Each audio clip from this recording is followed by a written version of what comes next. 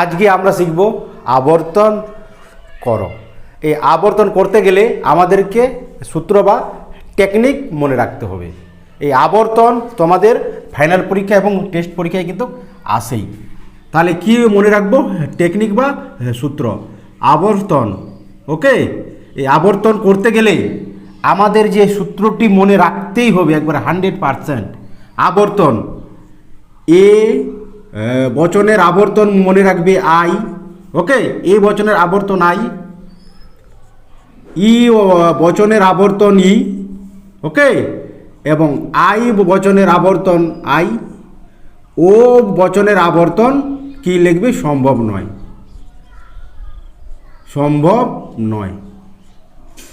তাহলে কি মনে রাখতে হবে আবর্তন করতে গেলে? এ বচনের আবর্তন আই, ই বচনের আবর্তন ই, আই বচনের আবর্তন আই এবং ও বচনের আবর্তন কিন্তু সম্ভব নয়। এই সূত্রটি তোমাদেরকে মনে রাখতেই হবে। এই সূত্রটি মনে রাখতে হবে আবর্তন করতে গেলে, ওকে।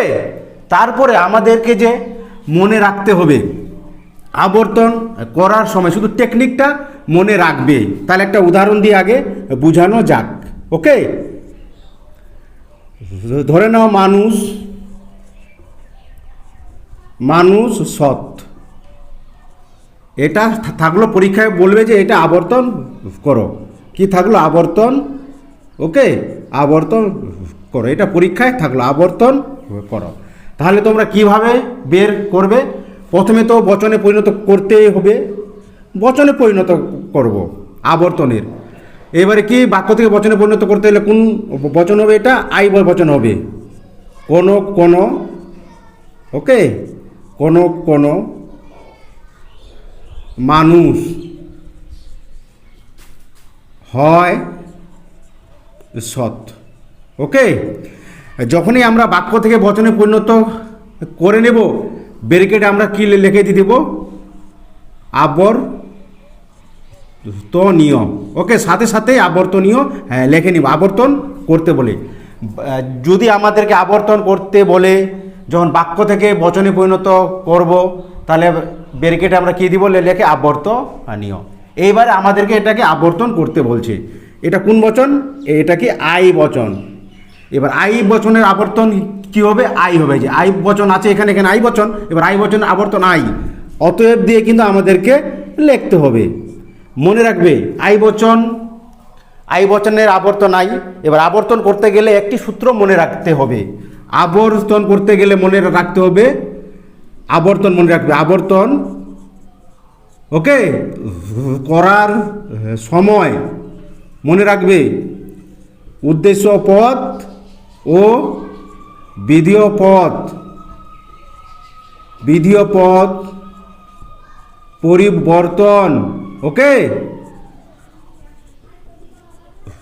করতে হবে।